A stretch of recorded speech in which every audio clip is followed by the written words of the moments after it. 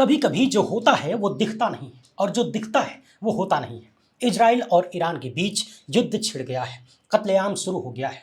वर्तमान में इस कत्लेआम का बहाना परमाणु बम को बनाना रखा गया है। मगर सवाल है कि क्या ये बात सच है? क्या ये लड़ाई आज की है? नहीं तो कितनी पुरानी है? चलिए इस मामले पर बात करते हैं। बात ये भी करेंगे कि अभी अमेरिका जो कर रहा है, यानी डोनाल्ड ट्रंप की अगुवाई में जो हो रहा है, क्या वो खुलेआम गुंडई नहीं है? अपनी ताकत के दम पर अलग अलग देशों को गुलाम बनाना, क्या ये वैसा ही नहीं है जैसा एक वक्त में अंग्रेजों ने किया था? दुनिया को गुलाम बनाया, किसी की कनपट्टी पर बंदूक सटाकर हामी भरवा लेना, हस्ताक्षर करवा लेना, अपनी बात मनवा लेना, इसे क्या कहा जा सकता है? सवाल ये भी है कि ईरान के आसपास के इस्लामिक देश भी ईरान के खिलाफ क्यों खड़े हैं और इजराइल की मदद क्यों कर रहे हैं? ये मदद कैसे है, ये जानना अपने आप में दिलचस्प है। ये जानना भी महत्वपूर्ण है कि भारत का इन सब में क्या स्टैंड है और किस तरीके से भारत के वर्तमान प्रधानमंत्री भारत के इतिहास को भुलाकर, भारत की गुटनिरपेक्ष नीति को भुलाकर, शांति वाली नीति को भुलाकर सिर्फ व्यक्तिगत सत्ता का लाभ देख रहे हैं, जुगाड़ देख रहे हैं, अपने आप को, अपनी छवि को बचाने का काम कर रहे हैं। ईरान और इजराइल के बीच ये युद्ध यदि बढ़ता है तो इसका हम सब पर क्या असर होगा, इन चीजों पर भी हल्की सी चर्चा करेंगे। इस पूरे माहौल को समझना है तो वीडियो को आखिर तक देखिएगा। इस बात को जरा समझने की कोशिश करिएगा कि किस तरीके से पूरी दुनिया में जिनके पास लाठी है, भैंस उन्हीं की है। पहली बार है तो चैनल को सब्सक्राइब करके घंटी बजा दीजिएगा टन से। क्या आपने कभी सोचा है कि दो सभ्यताएं, यहूदी और पर्शियन, मतलब इजराइल और ईरान, 2600 साल से एक दूसरे की जान की दुश्मन क्यों बने हुए हैं? क्यों इजराइल ईरान को परमाणु हथियार नहीं बनाने देना चाहता है और क्यों ईरान का परमाणु बम बना लेना अरब वर्ल्ड में सत्ता की ताकत को हमेशा के लिए बदल देगा? और कैसे ईरान का परमाणु हथियारों से लैस होना इजराइल के अस्तित्व के लिए खतरा है? इन सब सवालों की कहानी ईसा के जन्म से 586 साल पहले शुरू होती है, जब बेबीलोन के राजा नबूकदनेस्सर ने यरूशलेम के पहले यहूदी मंदिर को ध्वस्त करके यहूदी साम्राज्य को मिटा दिया था। तब से लेकर आज तक ये दुश्मनी कभी खत्म नहीं हुई।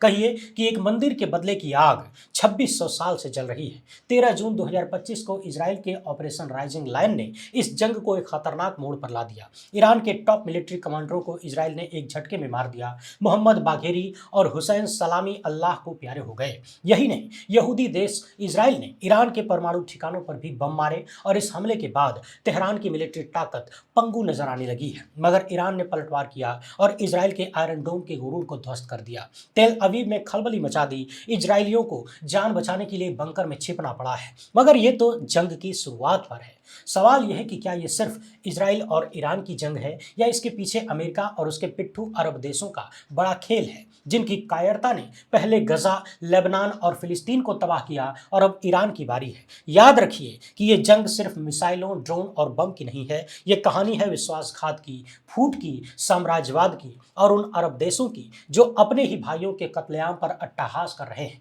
ये जंग कॉन्फ्लिक्ट ऑफ सिविलाइजेशन है, क्योंकि इस्लामिक देशों में ईरान ही है जिसने अमेरिका के आगे सरेंडर नहीं किया। उसने अपने दम पर सेना को मजबूत करने की कोशिश की और साम्राज्यवादी ताकतों के आगे छाती ठोक के खड़ा रहा। आज अगर फिलिस्तीन और गजा के लिए कोई बोलने वाला है तो वो सिर्फ ईरान नजर आता है। याद रखिए कि सऊदी अरब, संयुक्त अरब अमीरात और जॉर्डन कभी फिलिस्तीन के लिए आंसू बहाया करते थे, मगर आज फिलिस्तीन के कातिल इजराइल के साथ कंधे से कंधा मिलाकर चल रहे हैं। इन देशों ने गजा में 55,000 लोगों की मौत पर चुप्पी साधे रखी। लेबनान में हिजबुल्लाह को कमजोर करने के लिए इजराइल को खुली छूट दी और अब ईरान की तबाही का रास्ता साफ कर रहे हैं। भारत, जो कभी गुटनिरपेक्ष आंदोलन का झंडा बरदार था, आज चुप है, क्योंकि सत्ता बदल गई है। कमान मोदी के हाथ में है और मोदी को वो सब करना है जिसके खिलाफ कांग्रेस और पिछली सरकारें रही हैं, भारत रहा है।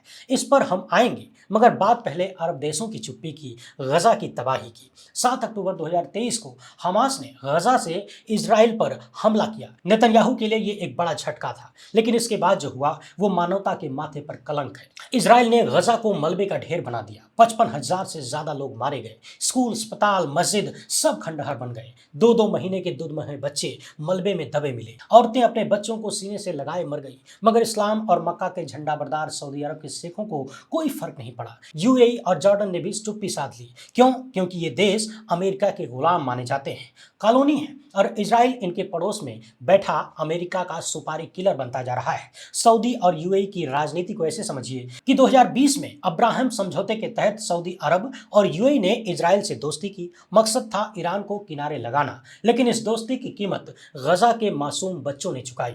जब इजराइल गजा पर बम बरसा रहा था, सऊदी और यूएई ने न सिर्फ चुप्पी साधे रखी, बल्कि इजराइल को तेल, हथियार और खुफिया जानकारियां भी दी। जॉर्डन, जो इस्लाम की सबसे पवित्र मस्जिद अल अक्सा का संरक्षक है, वो भी खामोश रहा। सच्चाई ये है कि जॉर्डन में 24 लाख फिलिस्तीनी शरणार्थी हैं और 1971 में बांग्लादेश से लाखों शरणार्थी भारत आए तो इंदिरा गांधी ने पाकिस्तान के 2 टुकड़े कर दिए। जॉर्डन को पता है कि इजराइल के चलते उसके यहाँ शरणार्थियों की समस्या है, मगर जॉर्डन की हिम्मत नहीं हुई कि वो इजराइल के खिलाफ चला जाए। जॉर्डन के शाह अब्दुल्ला ने इजराइल के खिलाफ एक शब्द नहीं बोला, क्योंकि जॉर्डन में अमेरिका का सैन्य अड्डा है। 2024 में ही नाटो का दफ्तर खुला है और सऊदी यूएई का दबाव है कि अल अक्सा मस्जिद का मालिकाना छोड़ दो।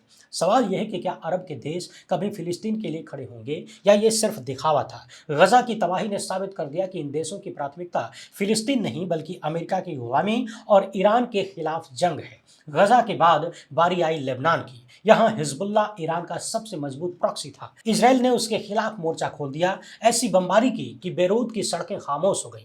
हिजबुल्लाह के कई कमांडर मारे गए, हथियारों के गोदाम तबाह हो गए, मगर अरब देशों के मुंह से एक शब्द नहीं फूटा, क्योंकि सऊदी अरब हिजबुल्लाह को आतंकी संगठन मानता है। इस लड़ाई को शिया सुन्नी के चश्मे से भी देखा जाना चाहिए, क्योंकि ईरान शिया है और सऊदी सुन्नी है। सऊदी के बाद संयुक्त अरब अमीरात ने कहा कि क्षेत्रीय स्थिरता के लिए हिजबुल्लाह को खत्म करना जरूरी है। जॉर्डन का मुंह फिर भी बंद रहा, मगर हिजबुल्लाह सिर्फ एक संगठन नहीं, बल्कि ईरान की क्षेत्रीय ताकत का सिंबल था। हिजबुल्लाह के खात्मे के बाद अरब देशों ने ईरान के खिलाफ जंग का रास्ता साफ कर दिया, लेकिन इस जंग की कीमत लेबनान ने चुकाई। लाखों लोग बेघर हुए, अर्थव्यवस्था चरमरा गई। बेरूत, जो कभी मिडिल ईस्ट का पेरिस कहलाता था, आज मलबे का ढेर बना हुआ है। सवाल यह है कि हिजबुल्लाह को खत्म करने से किसे फायदा हुआ? फिलिस्तीन को, लेबनान को? नहीं, फायदा हुआ इजराइल को, अमेरिका को, उन अरब देशों को जो ईरान को कमजोर करना चाहते थे। मगर फिलिस्तीन का दर्द सिर्फ गजा तक सीमित नहीं है। वेस्ट बैंक में इजरायली सैनिक रोज फिलिस्तीनियों को मार रहे हैं, अल अक्सा मस्जिद पर हमले हो रहे हैं, और जॉर्डन, जो इस मस्जिद का कस्टोडियन है, उसके बस का कुछ भी नहीं।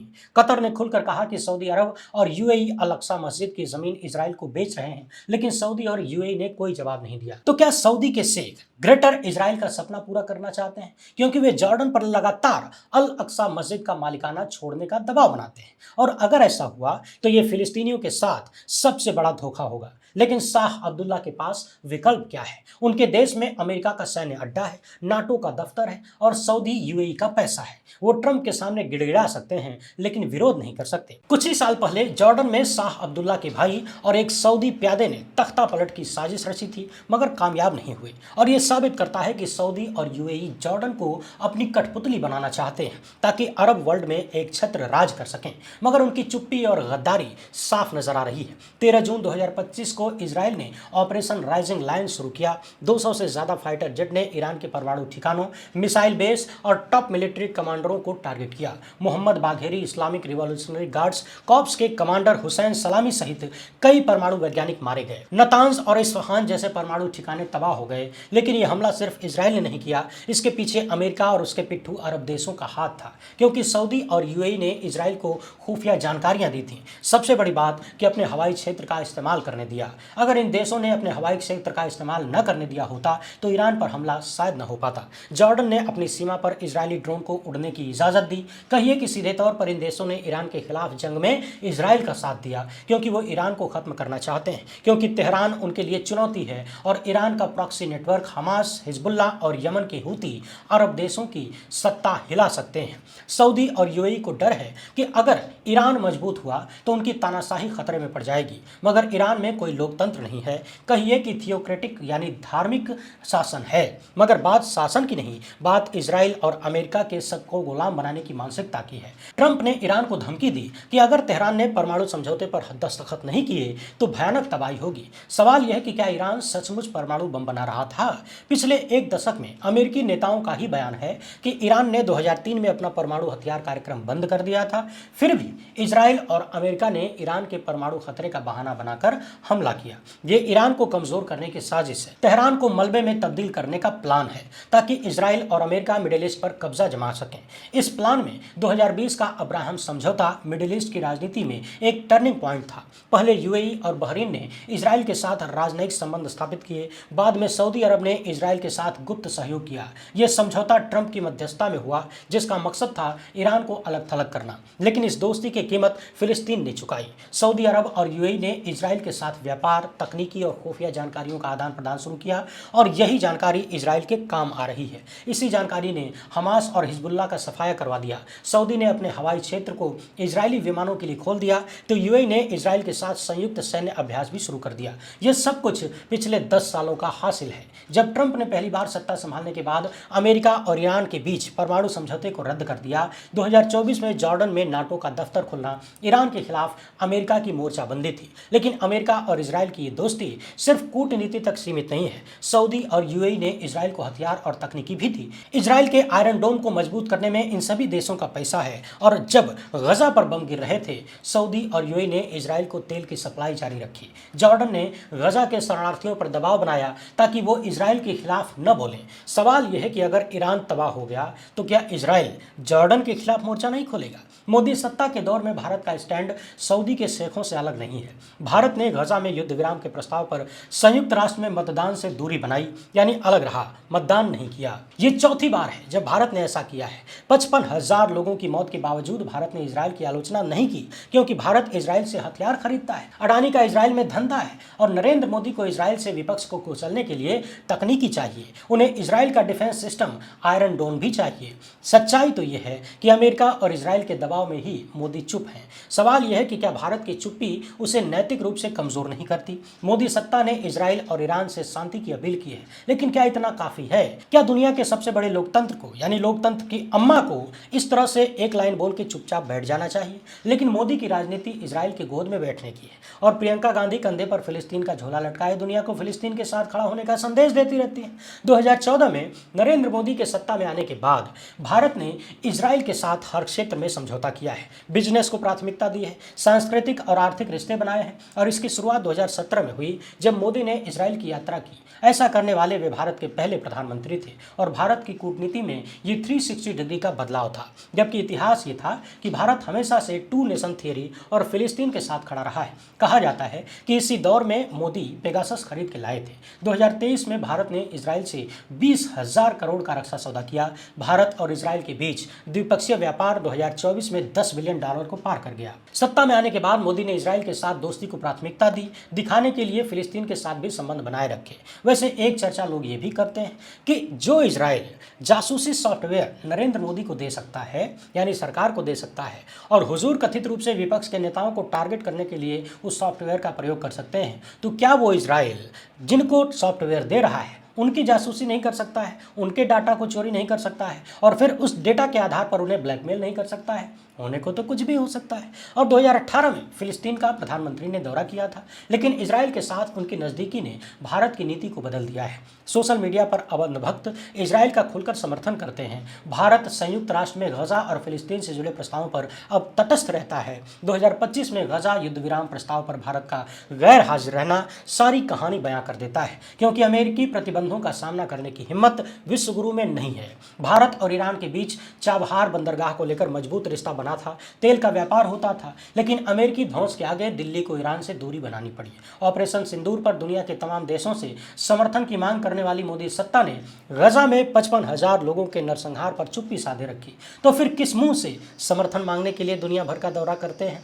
ईरान अब चारों तरफ से घिरा हुआ है। सऊदी, यूएई और जॉर्डन जैसे अरबी देश उसकी तबाही का रास्ता साफ कर रहे हैं। वे जानते हैं कि ईरान के पास आधुनिक हथियार नहीं है, उसका एयर डिफेंस सिस्टम भी तुलनात्मक रूप से कमजोर है। तो सवाल यह है कि क्या ईरान हार जाएगा? तेहरान के सर्वोच्च धार्मिक नेता अयातुल्लाह खामेनेई ने कहा है कि जवाबी कार्रवाई में कोई लापरवाही नहीं होगी, लेकिन ईरान के पास विकल्प सीमित है। अगर वो इजराइल पर हमला करता है तो अमेरिका और नाटो युद्ध में कूद पड़ेंगे। अगर वो चुप रहता है तो उसकी साख दांव पर लग जाएगी। रूस और चीन उसकी मदद कर सकते हैं, लेकिन वो भी सीधे सीधे अमेरिका के खिलाफ जाना नहीं चाहते। सवाल ये भी है कि क्या ईरान में तख्ता पलट होगा या वो उत्तर कोरिया की तरह परमाणु बम बनाकर अपनी रक्षा करेगा। किम जोंग उन का आप लाख मजाक बनाते रहे, लेकिन उत्तर कोरिया ने बम बनाया और साफ कहा कि हमला हुआ तो जवाब देंगे। ईरान इस मामले में चूक गया। उसने परमाणु हथियार बनाने की बजाय बातचीत शुरू कर दी और यही गलती शायद उसे भारी पड़ रही है। मगर यह भी सच है कि अगर अमेरिका, इजराइल और ईरान में जंग हुई तो भारत इससे बचेगा नहीं। हमास पर हमले के दौरान भारत ने इजराइल को हथियार भेजे थे, तो क्या ईरान के खिलाफ जंग में भी भारत इजराइल को हथियार देगा और युद्ध भयंकर हुआ तो असर ऐसा होगा कि तेल की कीमतों में आग लगेगी, और जब तेल की कीमतें बढ़ेंगी तो हम सब की जेब पर भारी पड़ेगा। सप्लाई चेन टूट जाएगा और शेयर बाजार धड़ाम होंगे। मगर इस जंग में भी 2600 साल पुरानी दुश्मनी खत्म नहीं होगी। महात्मा गांधी ने कहा था कि आंख के बदले आंख एक दिन पूरी दुनिया को अंधा कर देगा। गजा, लेबनान, फिलिस्तीन और ईरान की तबाही ने साबित कर दिया है कि इस जंग में सबसे बड़ा गद्दार वही है जो अपने धर्म भाइयों के खिलाफ खड़ा है। सवाल यह है कि क्या किसी देश में इतना नैतिक साहस बचा है कि वो इस कत्लेआम का विरोध कर सके। यूरोपीय यूनियन इजराइल के साथ खड़ा है। पेरिस की सड़कों पर लाखों लोगों ने फिलिस्तीन के समर्थन में प्रोटेस्ट किया, लेकिन दुनिया की दो बड़ी ताकतें रूस और चीन चुप हैं। क्या वो ईरान को अकेला छोड़ देंगे? क्योंकि रूस और चीन इजराइल की हेकड़ी निकाल सकते हैं, उसे बातचीत की टेबल पर ला सकते हैं और तब ईरान को तबाही से बचाया जा सकता है। मिडिल ईस्ट में शांति स्थापित हो सकती है। मगर लाख टके का सवाल यही है कि क्या ऐसा होगा, या फिर अरब देशों की गद्दारी और अमेरिकी साजिशें ईरान को भी इराक, लीबिया और सीरिया की तरह तबाह कर देंगी। फिलहाल इतना ही। वीडियो पसंद आई हो तो ज़्यादा से ज़्यादा लोगों तक पहुँचाएं। पहली बार है तो चैनल को सब्सक्राइब कर लीजिए। हमसे जुड़ने के लिए बहुत बहुत धन्यवाद। जय हिंद।